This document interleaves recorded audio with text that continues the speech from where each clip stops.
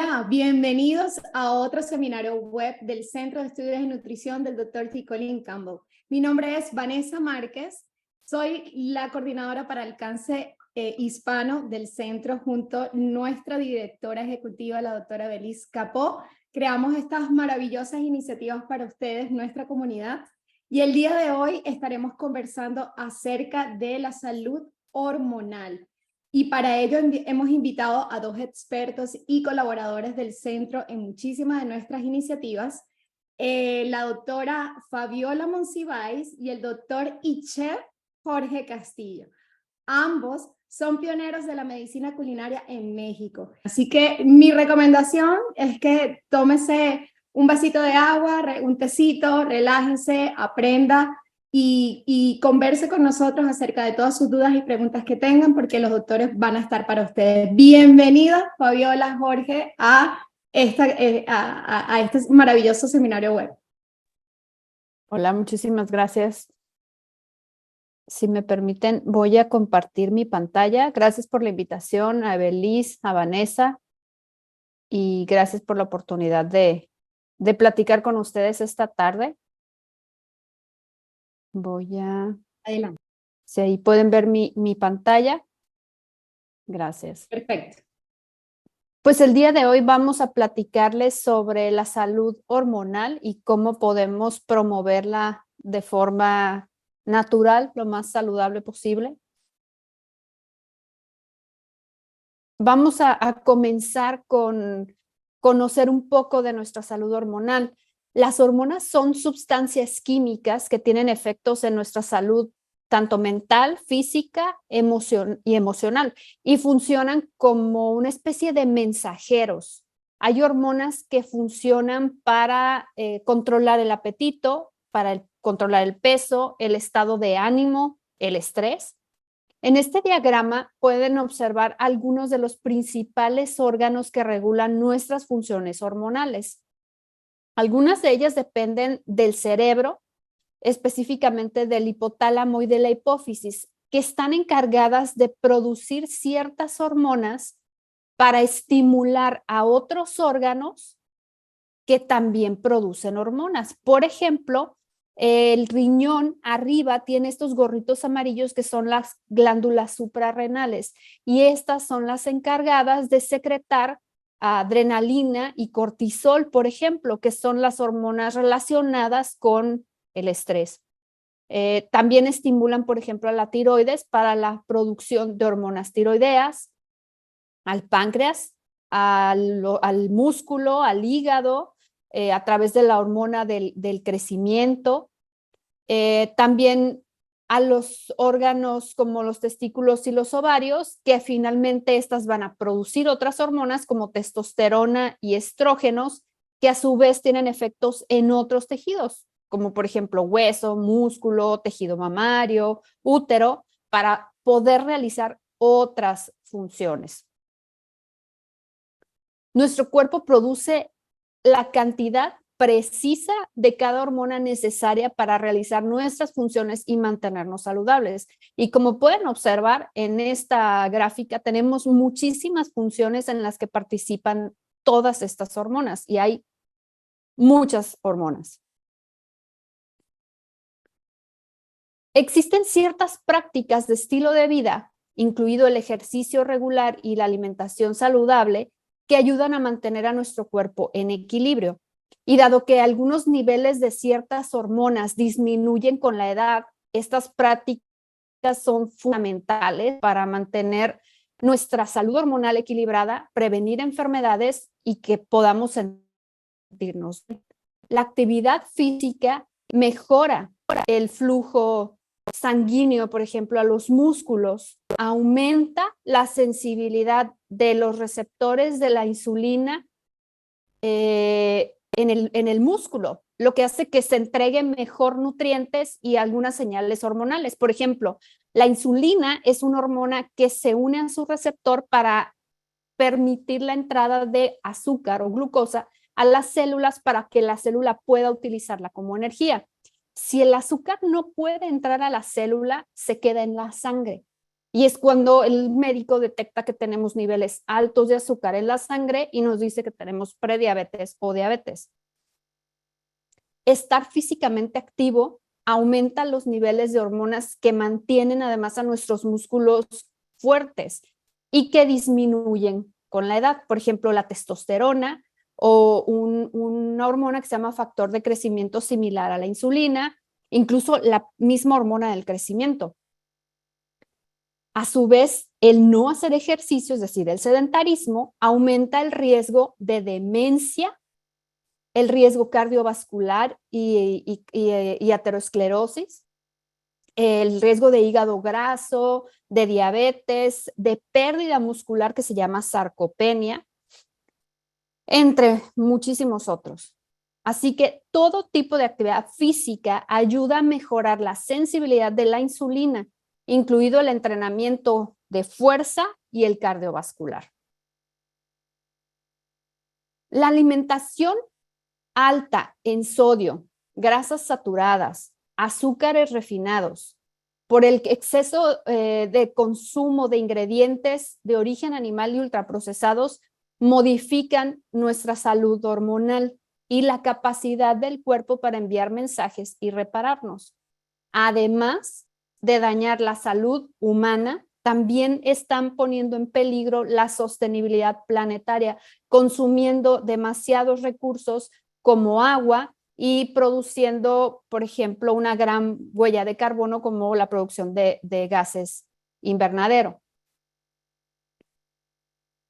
Un factor muy importante en la salud de nuestras hormonas y en la de nuestro cuerpo es el estrés crónico. El estrés hace que los niveles de cortisol se eleven.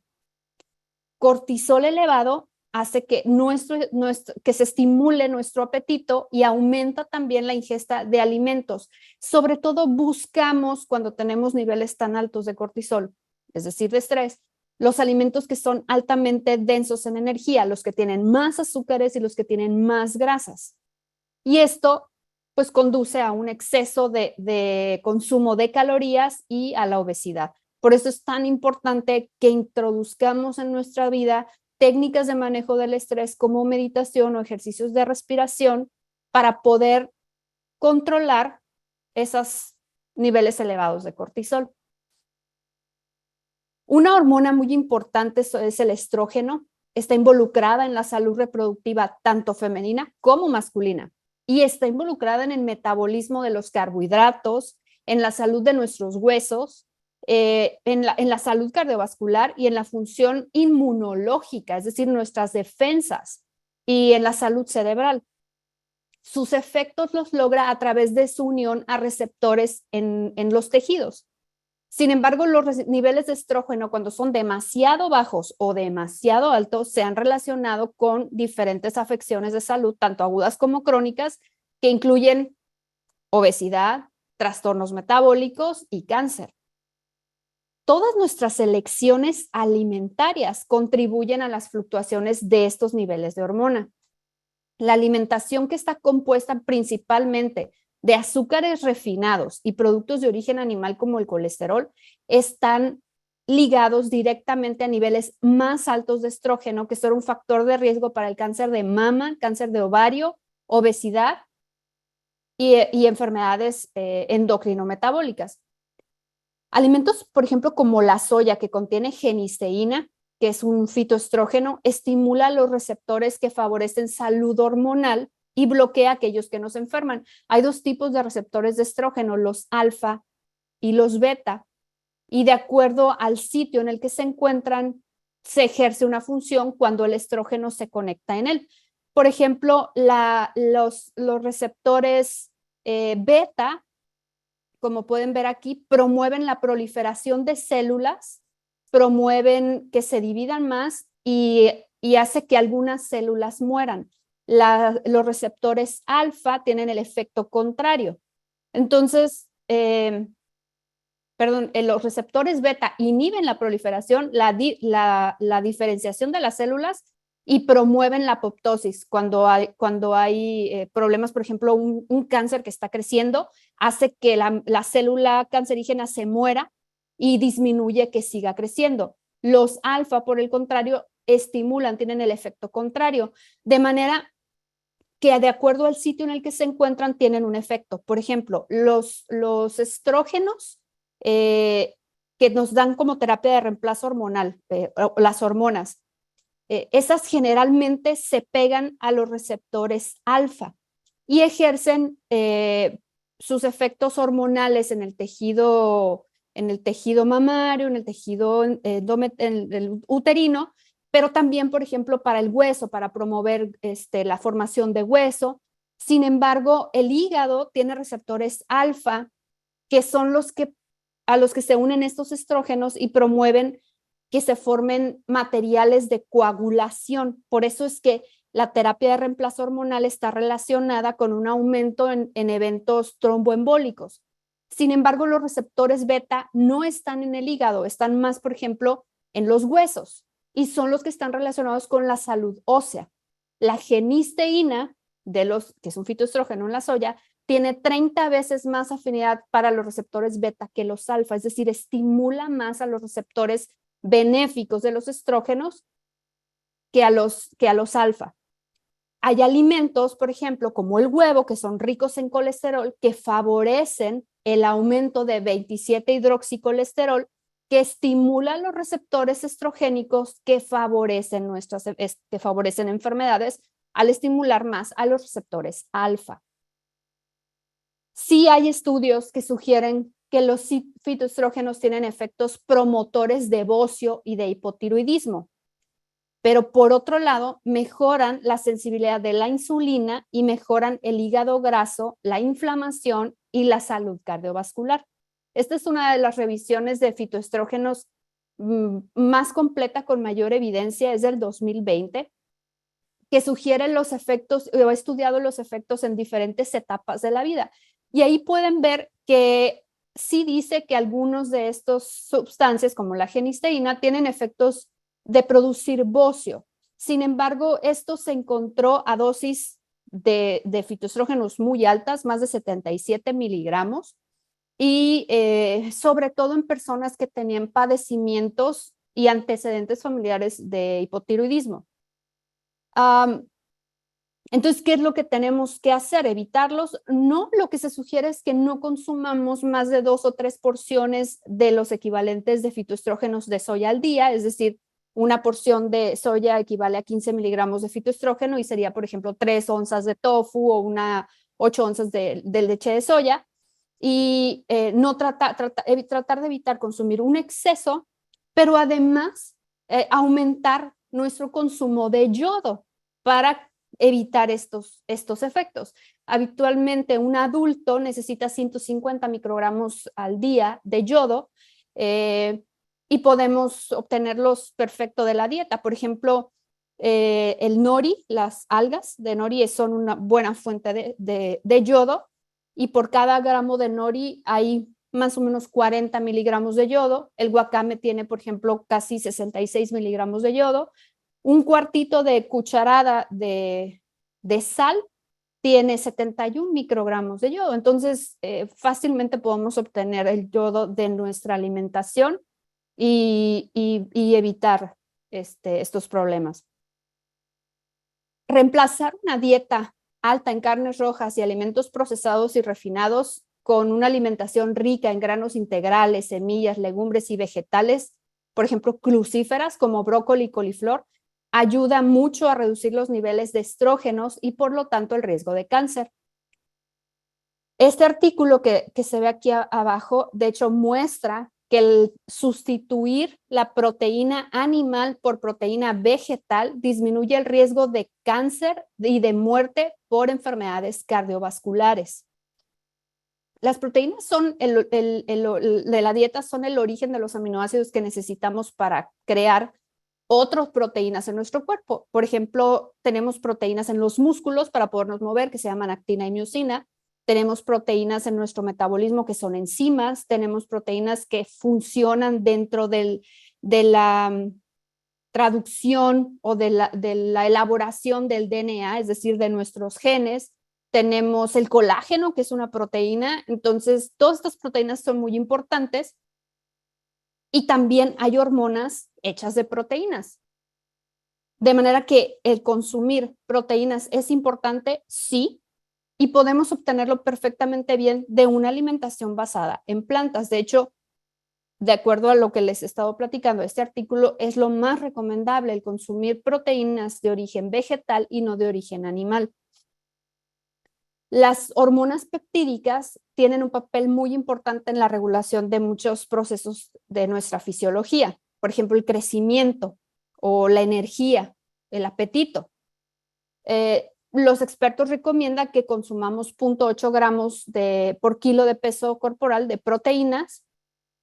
El adulto promedio, habrá quienes tengan una mayor necesidad, y esto lo pueden hacer incluyendo alimentos ricos en proteínas como las lentejas, que es la receta que vamos a cocinar al final de esta plática y que son ricas en proteínas. Consumir grasas saludables, fitoquímicos y antioxidantes, entre ellos los polifenoles, en los alimentos de origen vegetal, en lugar de grasas saturadas y colesterol provenientes de los animales y de la industria,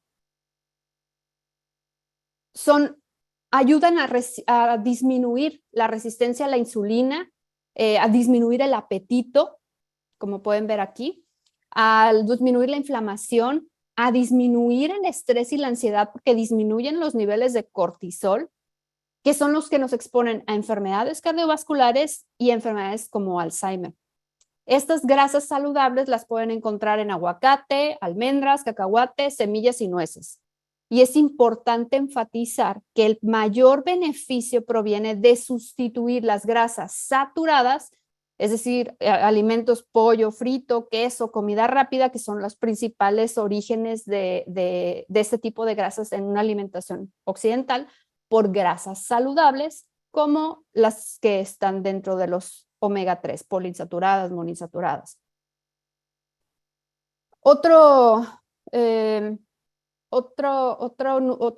nutriente importante es la fibra. La evidencia científica sugiere que la ingesta de fibra y de proteínas influye en las hormonas que controlan el apetito y la ingesta de alimentos. Y así le dicen al cerebro el estado de energía que hay en nuestro cuerpo. El aumento de hormonas como el factor de crecimiento similar a la insulina aumentan el riesgo de enfermedades cardiovasculares y diabetes. Y esto se hace o tiene su influencia a través de un sistema hormonal importante, que es el aparato gastrointestinal, en el que se encuentra la microbiota.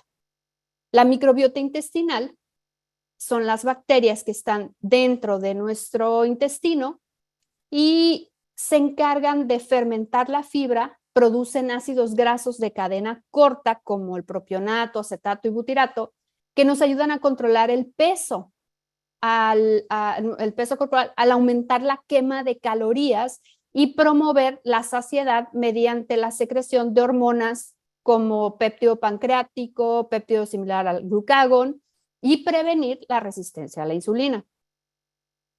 En esta imagen pueden ver todas las hormonas que secreta nuestro tracto gastrointestinal desde el estómago hasta el colon. Y, por ejemplo, las bebidas endulzadas son la fuente principal de azúcares añadidos y son uno de los ingredientes que dañan mucho a la microbiota, a nuestro sistema gastrointestinal. Debemos intentar minimizar el consumo de azúcares añadidos para poder optimizar la función hormonal, evitar o revertir la obesidad y la diabetes. La fructosa libre que viene de estos alimentos provenientes de la industria, de los ingredientes como azúcar de mesa refinada o los jarabes de maíz de alta fructosa, son los que producen alteraciones en la microbiota intestinal y que alteran hormonas como la leptina, que es una hormona de la saciedad, y también de almacén de grasas. La leptina es la que decide cuándo la energía que obtenemos se va a utilizar o se va a almacenar en forma de tejido adiposo. Y otra hormona muy importante es la grelina, que induce a la saciedad. De manera que la microbiota intestinal interviene directamente en el quemar o no calorías, el sentirnos satisfechos o el tener más hambre y, por supuesto, todo esto en que aumentemos de peso o no. De manera que la microbiota intestinal interviene en el metabolismo de los ácidos grasos, de la producción de partículas de colesterol. Cuando van con el médico les dice tienes el colesterol malo y el colesterol bueno. Bueno, la microbiota interviene en que se eleven esas partículas, interviene en si hay o no formación de aterosclerosis, desarrollo de hígado graso, diabetes, obesidad. Interviene también además de lo que hablamos del metabolismo energético y de la resistencia a la insulina, interviene en la salud contra infecciones. El que tengamos una microbiota intestinal saludable, que le estemos dando alimento para que produzca estos ácidos grasos de cadena corta, favorece que se forme una capita de moco que nos defiende contra el ingreso de bacterias. Entonces ahí tiene también su efecto inmunológico.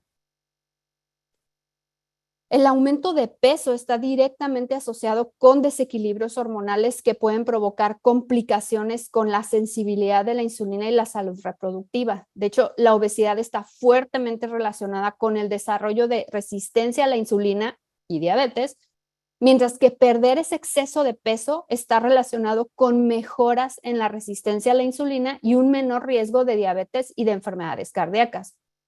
La obesidad también se asocia con hipogonadismo. ¿Qué es eso? Es una disminución de secreción hormonal por los testículos o los ovarios.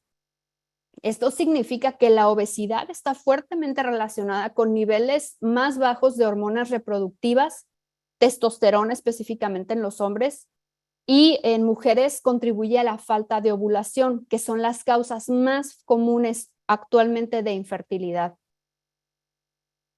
Sin embargo, la evidencia científica sugiere que la pérdida de peso revierte todos estos efectos. De manera que es muy importante mantener un peso saludable para la salud hormonal, ya que la obesidad está fuertemente relacionada con estos desequilibrios hormonales. El obtener un sueño consistente, de alta calidad y en cantidad apropiada es muy importante. Dormir mal está relacionado con desequilibrios en muchas hormonas, incluidas la insulina, el cortisol, la leptina y la grelina.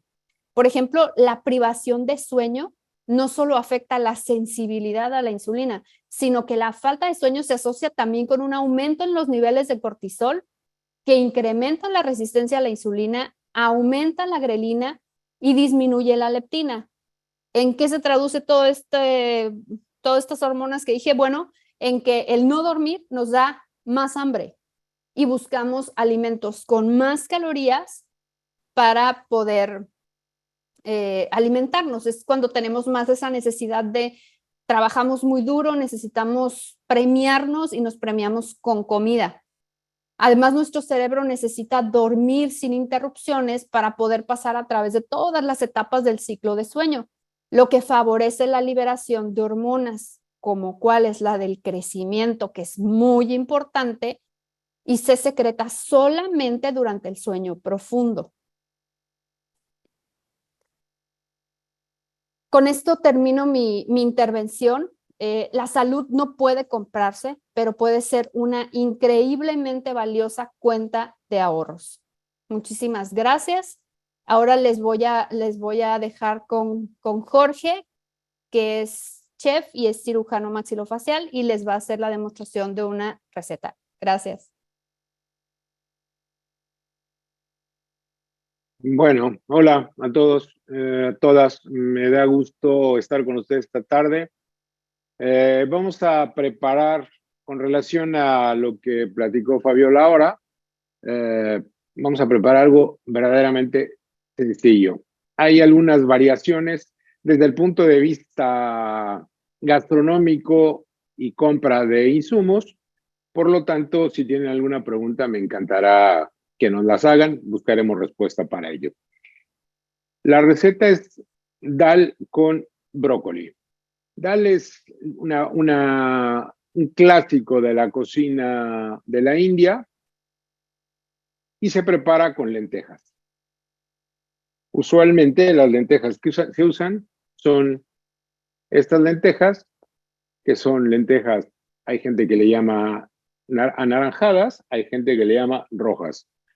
El nombre que ustedes quieran decir está bien. Entonces, la mitad, una preparación la vamos a hacer con esto y otra, si no encuentran ese tipo de lentejas que son típicas de dal, podemos utilizar lentejas de este tipo. Si de pronto no encontrarán ninguna de las dos y encuentran alguna otra lenteja, como puede ser una lenteja negra, una lenteja de puy, que es francesa, cualquiera funciona. Cualquiera funciona desde el punto de vista nutricional. Los aspectos de cómo se va a terminar, qué aspecto va a tener al final el platillo, ahí hay algunas diferencias. Entonces, vamos a empezar de una manera prácticamente, digamos, universal. Lo que voy a hacer es prender aquí la placa y vamos a cocinar cebolla y ajo. Entonces, lo que quiero es que se doren un poco. La sartén, en este caso la olla, no tiene, en este caso la sartén no tiene aceite. Y lo que están viendo ahora es el vapor del agua, justamente de la cocción. Al mismo tiempo voy a poner especias. ¿Qué es lo que estoy buscando? Potencializar con el calor, potencializar los aromas. Entonces, comino entero, ahí está, en la olla. Déjenme un segundo, voy a prender esto, ahí está. Y voy a poner semillas de mostaza. Entonces, ahí se ve, ahí está la mostaza. Insisto, lo que estoy buscando es exponer aún más los aromáticos. Y pimienta negra. Olor. Y ¿cuánto tiempo lo voy a dejar aquí? Solamente que comience a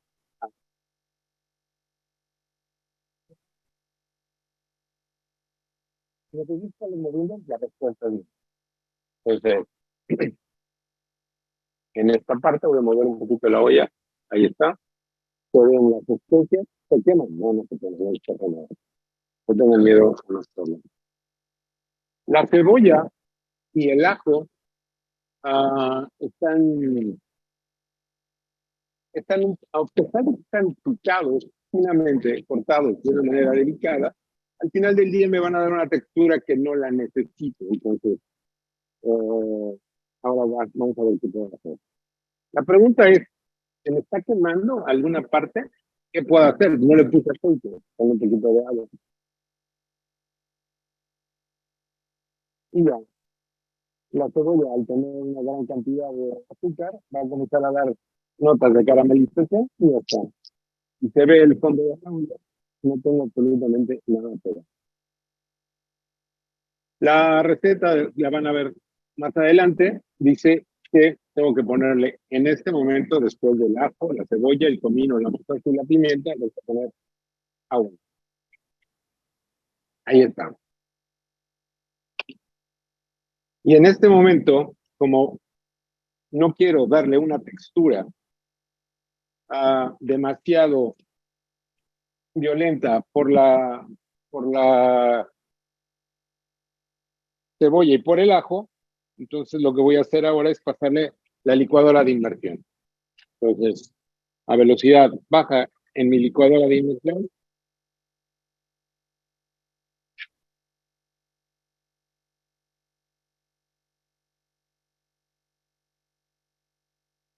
No, si tu contenedor es más alto, puedes meterle velocidad alta, la respuesta es sí. Mi recomendación en este caso, velocidad baja, es porque si le meto velocidad alta, va a brincar todo. No es otra razón. Entonces, lo pongo a potencia máxima.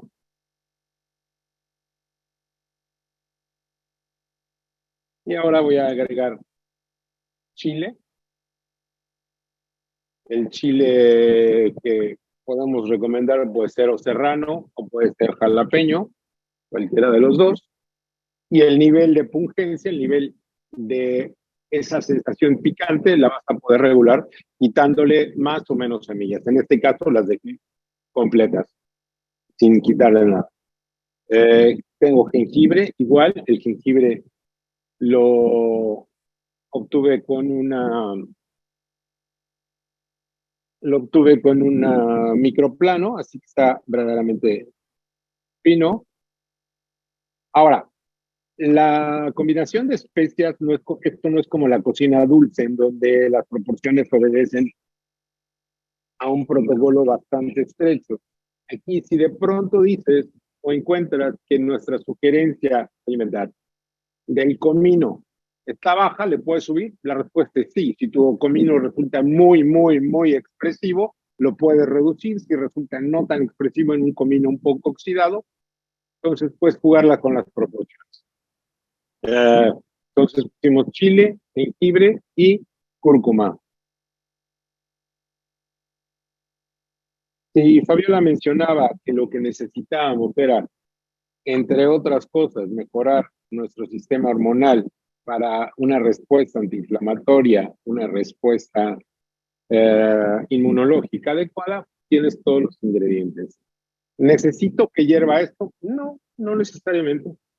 Entonces, tenemos las lentejas marrón y las pongo.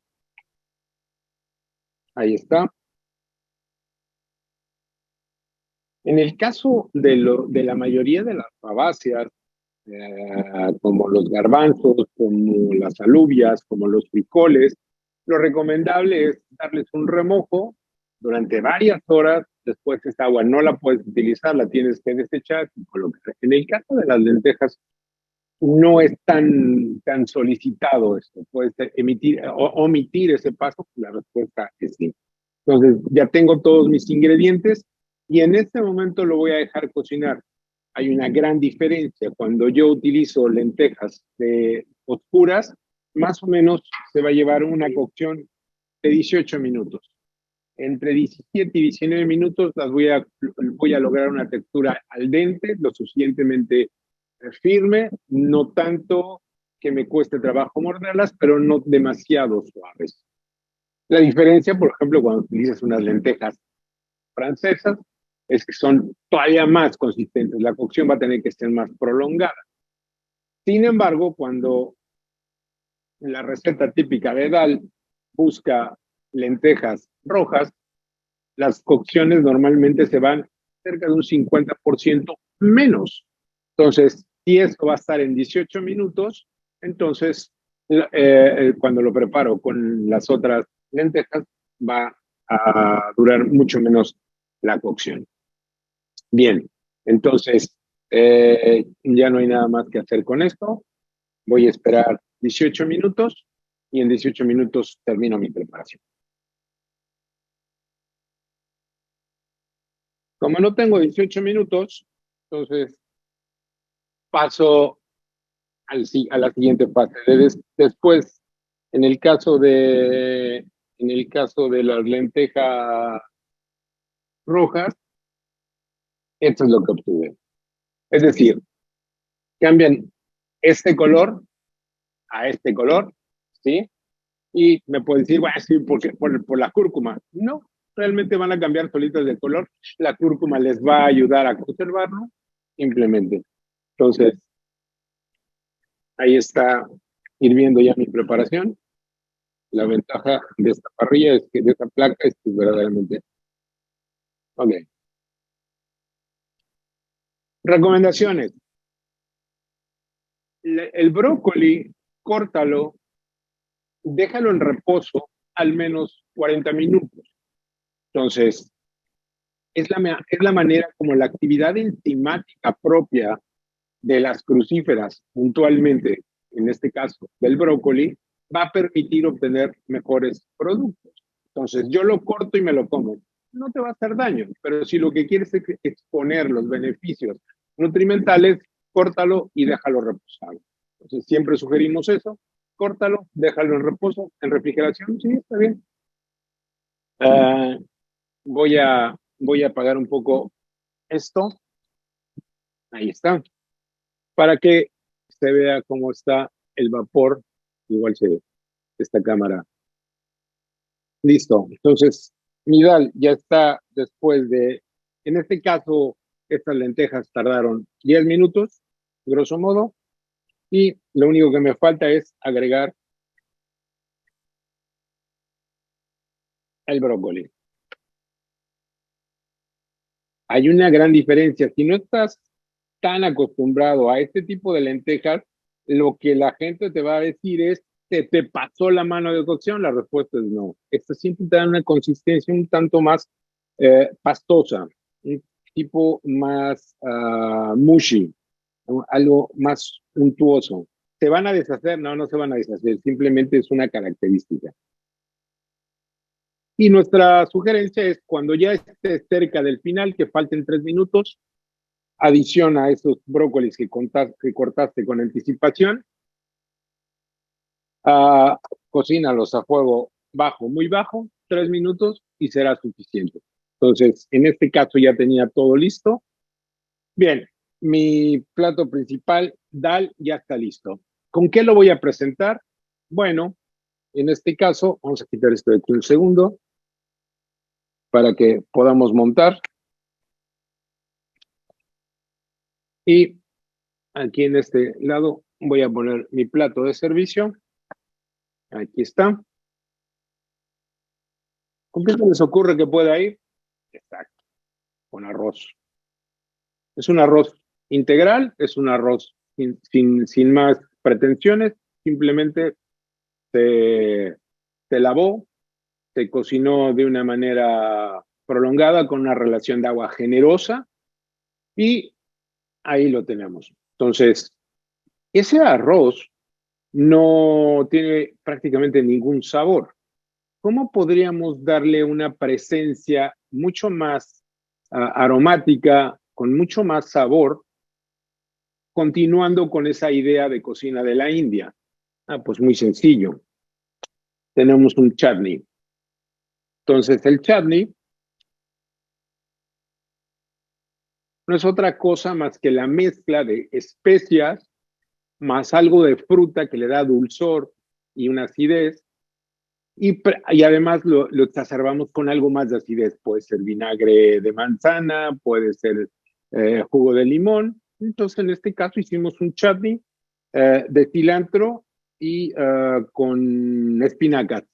Lleva dátiles, que le da esa nota dulce y de acidez frutal. Y lo ponemos. ¿Cuánto hay que ponerle? Lo que te guste de chutney. De manera personal, me encanta una porción generosa de chutney. ¿Hay más chutneys? Sí, muchísimo. Realmente es un capítulo muy grande. Entonces, ya tenemos listo nuestra compañía. ¿Qué tal un poco de pan? Todas las culturas tienen panes ancestrales y todos son planos. La cultura romana, la cultura griega, la cultura hebrea, la cultura mexicana o las culturas en México, todo el mundo tiene un pan plano. Bueno, en la India están la chapati o está naan. Entonces, en este caso, vamos a presentarlo con un pan plano. Ahí está, integral. Y vamos a servirlo. Un plato hondo.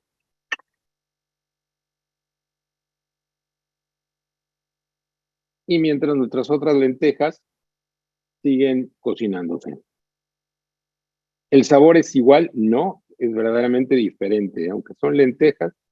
Y con cuestión a proteínas, eso sí, prácticamente es igual, con contenido de fibras prácticamente igual. Notable diferencia, las lentejas naranja o las lentejas rojas tienen un poco más de de las zanahorias, beta carotenos, gracias, de beta carotenos que le dan una presencia diferente. Entonces, el nivel de beta carotenos sí es ostensiblemente diferente. Bueno, ya tengo ahí mi plato. Entonces, ¿qué me faltaría? Vamos a ponerle un poco de leche de coco. Recomendamos que sea eventual la leche de coco. La puedes sustituir por leche de almendras, sí, sin ningún conflicto. Y vamos a decorarlo con un poco de cilantro, que además de irle bien al platillo, contrasta adecuadamente con las notas de chutney, de cilantro y espinaca. Un poco de chile, del mismo chile que utilizamos, ahora lo ponemos rebanado. Y termino con una decoración extra nuevamente de leche de coco y con un sabor de explosión de curry. En este caso fue curry rojo, pero lo puedes poner de otro color. Esta sería la presentación del plato. Así lo llevaría yo a la mesa entre las tres entre las tres ofertas. Pan más chutney. A ver, creo que me gusta más así. Ahí está. Arroz con chutney, pan y nuestras lentejas. Entonces, esa es nuestra propuesta. Lo que ven aquí, hay sintonía o buscamos una sintonía adecuada con todo lo que expuso Fabiola y se fijaron, es un platillo verdaderamente fácil de hacer sin mayor grado de dificultad. Estamos atentos a sus comentarios, a sus preguntas. Han sido ustedes un gran público. ¿De qué es el chutney? El chutney es de cilantro con espinacas. Y la nota ácida es de limón y la nota especiada, bueno, la nota especiada es de varias cosas, pero obviamente tiene ajo, tiene cebolla y cumple con el requisito de un chutney, que tiene que ser especiado, tiene que ser ácido, tiene que ser pungente. Así que está. Es un invento de nosotros. No, los chutneys es como decir que alguien inventó un mole mexicano. Existen desde hace muchísimos años moles, así que es muy difícil andar inventando. El chutney es algo verdaderamente típico dentro de la cocina de la India. Espero que lo haya. Bueno, muchísimas gracias, Jorge. Me escuchan, ¿verdad? ¿Todo bien? Nos dejas con un hambre increíble como siempre. Evelise está por ahí conectada y está diciendo que la comida india es de su favorita. Nosotros tenemos aquí en Orlando un lugar que para mí es el mejor, pero Evelise tiene el suyo en Sarasota, así que gracias por esta receta para consentirnos en casa. A Dila le gusta mucho el naan de ajo, con ajo. El sabor a ajo, todo lo que tenga ajo, un niño de 7 años, él se lo come. Tenemos por acá, bueno, queríamos agradecer a todos los que nos están escribiendo, Puerto Rico, Venezuela, Honduras, México, tenemos Argentina, Alpina Argentina conectado, así que muchísimas gracias a todos. Y vamos a pasar a la sección de preguntas y respuestas. Sí, la receta la vamos a compartir en nuestra página web próximamente, junto con la grabación de este maravilloso seminario web en nuestro canal de YouTube. Así que la invitación es que vayan a los links que les compartí en el chat para que puedan conocer de todas nuestras iniciativas. Jorge, por acá preguntan, ¿cómo se le quita el arsénico al arroz? ¿Cuál método es mejor para lavarlo? Ok, a ver, Lo que debemos de pensar es por qué el arroz tiene arsénico. Porque mamá naturaleza no nos jugó rudo. El arsénico proviene de la tierra que ha sido manejada con fertilizantes, con agroquímicos, con pesticidas durante mucho tiempo. Entonces está ahí. Luego entonces lo que buscaríamos sería, por ejemplo, en este caso, en donde yo tengo unas lentejas negras, buscaría que, ¿dónde está? Aquí está. El primer paso buscaría eso, que tenga un certificado de orgánico. En este caso, estas lentejas están certificadas por la USDA, pero seguramente que hay otros organismos en otros países que certifican que sea orgánico. ¿Eso me garantiza que ya no está, que está libre de arsénico? La respuesta es no. Una tierra que recibió maltrato durante mucho tiempo se va a tardar de 30 a más años en librarse de todo ese arsénico. Entonces, a pesar de que sea orgánico, hay que pensar que esa tierra pudo haberse recibido un tratamiento muy largo y para desintoxicarlo, por decir de alguna manera, esa tierra va a tardar mucho tiempo. ¿Es mejor que sea orgánico? Por supuesto. Lo segundo es que tenemos que cambiar el parámetro o el paradigma de nosotros los cocineros. A ver, voy a hacer un risotto. Entonces, el risotto voy a poner aceite de oliva, virgen extra, y voy a freír el arroz. Mal dato. El freír el arroz fija el elemento. Entonces, recomendaciones, no lo frías. Si en general no debes de freír, debes de menos freír el arroz. Entonces, cuando como cocinero hablo, hacer un risotto tradicional sin freír ya me da un contrasentido. Entonces tenemos que vencer eso. Muy bien, ya no lo freí, ¿con eso es suficiente? La respuesta es tampoco. Ahora, estamos pensando en arroz integral, no estamos pensando en arroz blanco. La del arroz blanco es un capítulo que no utilizamos, por lo tanto, no voy a hablar. Entonces, el arroz integral, ¿cuál sería el siguiente paso? Bueno, normalmente el arroz lo cocinamos con relación de 2-1, 2 medidas de agua contra una de arroz. Y eso es suficiente y aproximadamente un arroz integral estará listo entre 19 y 22 minutos, más o menos, a fuego bajo. Sin embargo, esa relación de 2-1 no es suficiente para librarnos del arsénico. Entonces, hay gente que le llama esto cocción del arroz similar a la pasta. ¿Cómo cocino una pasta integral? Bueno, pues la pongo en una cantidad suficiente de agua, sin sal, sin aceite, y una vez que está cocinada, el agua la desecho y ya tengo la pasta cocinada. Bueno, lo mismo va a ser con el arroz. Cocínalo en una relación agua sólido muy alta. ¿A qué me refiero? ¿2-1? No, es lo normal. Bueno, tal vez 4-1. La respuesta es arriba de 7. 7-1 puede funcionar, 10-1 te va a ir mejor. Entonces, 10 volúmenes de agua contra un volumen de arroz. ¿Eso significa que el arroz ya va a estar listo, pero tengo todavía un remanente de agua? La respuesta es sí. Entonces, igual que la pasta, desecho el agua y me quedo ya con el arroz cocinado y lo paso a través de un sedazo, de un colador, como le quieras llamar. Entonces, ya está cocinado, me liberé de un alto porcentaje del arsénico, está igual de saludable. La respuesta es sí.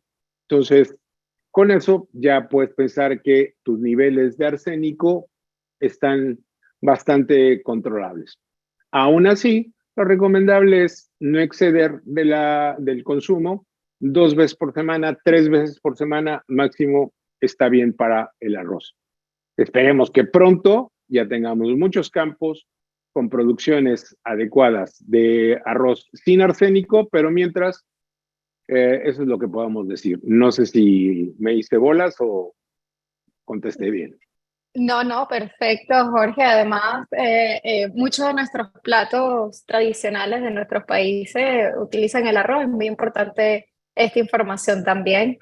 Así que muchísimas gracias. Por acá tenemos otra pregunta, Fabiola. ¿Hay alimentos que pueden ayudar especialmente a las tiroides en caso de Hashimoto? Ok. La tiroiditis de Hashimoto es una enfermedad autoinmune que ataca la tiroides y es una de las principales causas de hipotiroidismo de este tipo de enfermedades. Sí hay, no solo en la alimentación, la tiroiditis de Hashimoto, al ser una enfermedad autoinmune, viene de un error en el sistema inmunológico que cree que la tiroides es mala y que la tiene que atacar. ¿Por qué se equivoca? Por muchas cosas. Es una enfermedad multifactorial. Es una enfermedad en la que intervienen genes, en la que interviene el estilo de vida, la alimentación, etc. ¿Qué alimentos pueden ayudar a mejorar la tiroiditis de Hashimoto? En general, una alimentación basada en plantas es lo más recomendable, pero una alimentación basada en plantas de verdad, no solo vegana. Eh, el, el, el, la principal exposición que tenemos a contaminantes proviene de la alimentación. Entonces, muchos de las sustancias químicas que están asociadas directamente a tiroiditis de Hashimoto, como estos, ¿cómo se llaman? Hidrocarburos aromáticos policíclicos y los PCBs y todas esas cosas provienen de la cocción del alimento. Ahora, ¿quién produce más de estas, por ejemplo, las aminas heterocíclicas, todo esto? Los alimentos de origen animal. Bueno, al cocinarlos, sobre todo con métodos de cocción secos. Las plantas no producen estos, pero producen otros, por ejemplo, como los ACEs, que son gerontoxinas, o sea, toxinas que no se envejecen y que afectan a la tiroides. Pero si disminuyes tu consumo de alimentos asados animales, vas a tener menos exposición a estas sustancias que afectan seriamente a la tiroides.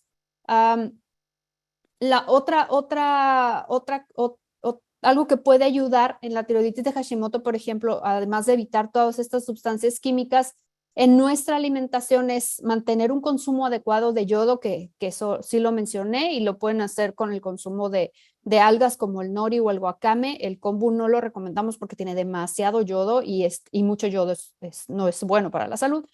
Y hay un estudio en el que metieron a puros pacientes con tiroiditis de Hashimoto y les dieron, fue comparado con placebo, y les dieron esta nigella sativa, comino negro. Comino negro. Honestamente no me acuerdo cuál fue la dosis, era entre media y una cucharada, algo así. Digo, si te pasas no vas a tener efectos adversos, pero en ese estudio se demostró que disminuía los niveles de TSH, que disminuía los niveles de T3 y T4 y los autoanticuerpos. Entonces, esa puede ser la recomendación. Muy bien, además, yo voy a agregar una historia personal. Llevo más de 10 años con hipotiroidismo y la verdad que sí tengo un antes y después cuando cambié mi alimentación consecutivamente, ¿no? De vegetariana, vegana y ahora una alimentación a base de plantas y obviamente sí hay una gran diferencia en cómo le podemos agregar ese bienestar a nuestra salud hormonal, de verdad que sí, así que muchísimas gracias por esa información. De todas maneras, les recomendamos en nuestro canal de YouTube, la doctora Adriana Cortés habló acerca de la salud de las tiroides, un excelente seminario, así que lo voy a estar compartiendo en el chat para que puedan leerlo, verlo si les interesa. Tenemos otra preguntita. Jorge, en las verduras, ¿cómo podemos desinfectar? Debido a que en nuestros países la agricultura orgánica está muy atrasada.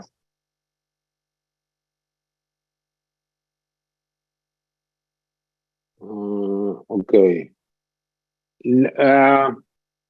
Lo que debes hacer es revisar. A ver, tengo retorno de la señal. Denme un segundo. A ver, ¿Se escucha bien, Vane? Sí, Ok. escuchamos. Lo que debes hacer es revisar cuál es la potabilidad del agua que tienes en el grifo. Entonces, por ejemplo, aquí en Ensenada podemos dividirlo en dos. La parte sur, el agua es malísima. Es tan agresiva que los cuchillos de acero inoxidable se oxidan si tú no los lavas y no los secas. O sea, realmente el contenido y la agresión de esa agua es agua potable, está clasificada como tal, pero no reúne el requisito. La zona norte tenemos un agua mucho más suave. Entonces, lo que debes de hacer es revisar la verdadera potabilidad y si no, pues hay que lavarla con agua verdaderamente potable. Y lo segundo, puedes utilizar la manera más simple es cloro.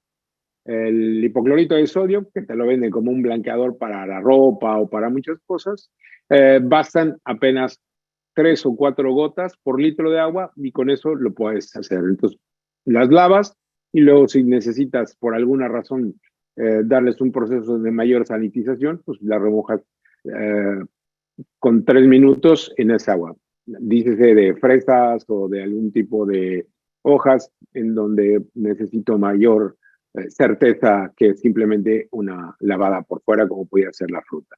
No sé si con eso contesto. Ok, perfecto. Gracias, Jorge, por eso. Bueno, yo desinfecto con vinagre, también vale, ¿verdad? Vinagre blanco. Bien, Fabiola, tenemos una preguntita. ¿Hay algunas recomendaciones para cuando se deja de tomar anticonceptivos? En este caso, el libre de estrógenos. Mm, es que no. Oh, Probablemente recomendación. Tendría sí, que, cuando se... bueno, es que eso ya tengo muchas variables. Tengo que saber por qué se le prescribieron, qué edad tiene, Correcto. por qué los deja de tomar o por qué los quiere dejar de tomar. Ah, ajá, y exactamente, sí, es que ahí sí necesito un poco más de información porque exactamente en qué es lo que están influyendo. O sea, si me dices, a ver, ya no quiero tomar terapia de reemplazo hormonal porque ahorita la doctora me dijo que me da cáncer y por tomar hormonas. Entonces, Ujú. primero hay que ver por qué se las prescribieron. Si se las prescribieron, por ejemplo, por síntomas de menopausia, yo te diría, ok, sí, podrías ir con tu médico y decirle, a ver, quiero dejar de tomar esto y me dijeron que los fitoestrógenos son una buena opción, platicarlo y leer un poco más. A mis pacientes, por ejemplo, para síntomas de menopausia, les recomiendo al día de 3 a 4 porciones de equivalente de fitoestrógeno que les comenté, que son 15 miligramos de genisteína para al día, es decir, 60 miligramos para combatir los síntomas de la menopausia. Pero, pues sí necesito más información. Si quieres que lo ponga en la pregunta y le esperamos ahorita que regrese. Correcto, correcto. Por acá tenemos igual más preguntitas. ¿La alimentación basada en plantas también previene el posible cáncer derivado del virus de papiloma humano? Sí y no. Si ya tienes infección por el virus de papiloma humano, ya tienes un factor de riesgo. Entonces, sí tienes que tener cuidado. Recordemos que el desarrollar cáncer no es solo llegó el cáncer y pum, explotó. Es una célula que tiene un proceso. Es decir, alguien le dijo, inició el cáncer. Hey, te tiene que dar cáncer. ¿Por qué? Porque llegó el virus de papiloma humano. Y luego se tiene que promover ese cáncer. Y para promoverse, inicio, promoción, crecimiento, y luego la diseminación, para que vayan todos estos pasos del cáncer, se necesitan varios factores, no es solo uno. Entonces, si tienes infección por virus del papiloma humano, una alimentación que sea rica en vegetales y baja en grasas saturadas y productos industrializados te puede ayudar, sí te puede ayudar a prevenir el cáncer, sí. ¿Es una garantía de que no te va a dar? No, pero si vas juntando puntitos, por ejemplo, el virus de papiloma humano se activa cuando tienes estos problemas de estrés. Si encima de eso te comes una hamburguesa con doble carne 2 o 3 veces a la semana y además no haces ejercicio, estás en el sillón, pues estás haciendo todo para que te dé cáncer. Pero si ya tienes el virus de papiloma y ya dices, ok, voy a hacer ejercicio, voy a comer más saludable, voy a relajarme y voy a hacer mis técnicas de manejo del estrés para no tener cortisol elevado, estrés crónico. Entonces, es multifactorial. Afortunadamente es multifactorial porque tenemos muchas maneras de prevenirlo. Ok, perfecto. Por acá tenemos otra preguntita. Cuando tienes un ciclo menstrual muy fuerte con dolores de cabeza, malestar, dolores de garganta y cambias una alimentación basada en plantas, pero no notas cambios, ¿aproximadamente cuánto tarda ese proceso de equilibrarse hormonalmente cuando haces el cambio en la alimentación? Ok, tendríamos que valorar bien el cambio de alimentación basada en plantas, o sea, que realmente sea la cantidad adecuada de fitonutrientes que necesitamos. Por ejemplo, hablando específicamente del dolor de cabeza, hay una migraña que se llama migraña menstrual, que son los primeros días, el día, a lo mejor antes y el día que tienes la menstruación, después se quita. Hay otra migraña que también es como migraña relacionada a la menstruación, el nombre es muy parecido, pero esa sucede durante varias etapas de la menstruación. Todas estas migrañas relacionadas a estrógenos suceden por el efecto del estrógeno, tanto en el músculo liso de nuestras arterias como en la entrega de energía eléctrica a través de los nervios de nuestro cerebro. Específicamente en la migraña, el trigémino, en este tipo de migraña. Entonces, yo te diría que no solo la alimentación va a hacer que eso cambie, tenemos que modificar otros estilos de vida. El ejercicio es muy importante en migraña, el hacer ejercicio modifica el flujo sanguíneo y eso ayuda a regular los dolores relacionados por ejemplo, a las migrañas, sean asociadas a la menstruación o no. Otra cosa que funciona, digo, los dolores de cabeza son de las causas más frecuentes por las que la gente va a la consulta. Y lo que siempre les sugiero es llevar un diario que aumenta y que disminuye el dolor de cabeza, porque a veces no solo es la alimentación. Sabemos que hay cosas que tenemos que evitar. O sea, además de comer solo una alimentación basada en plantas, pues evitar el vino tinto, evitar algunas sustancias que sabemos que la desencadenan, pero incluir otras que puedan ayudar. Por ejemplo, el magnesio dentro de las vegetales de hoja verde o de las nueces puede ayudar a disminuir los dolores de cabeza. ¿Qué más? Pues en este tipo, al menos los relacionados a los estrógenos, que no tenemos mucho que hacer, lo más importante es el manejo del estrés y el ejercicio, si ya hiciste tu cambio a una alimentación basada en plantas. Y lo que sugeriría, si en esta alimentación es, revisa que no estés ingiriendo a veces lácteos, por ejemplo, los lácteos, las grasas saturadas y las hormonas dentro de los lácteos también aumentan mucho este tipo de dolores. Y la hidratación. El agua, tomar agua para ese tipo de dolor de cabeza durante la menstruación es muy importante. 2.7 litros de agua a las mujeres adultas. Completamente de acuerdo con ello. Una última pregunta para finalizar este maravilloso seminario. Lo pueden contestar los dos. Pero bueno, las plantas crucíferas como el brócoli y las espinacas, ¿está bien o comerlas crudas afectan de una forma negativa? No. Coliflor, brócoli.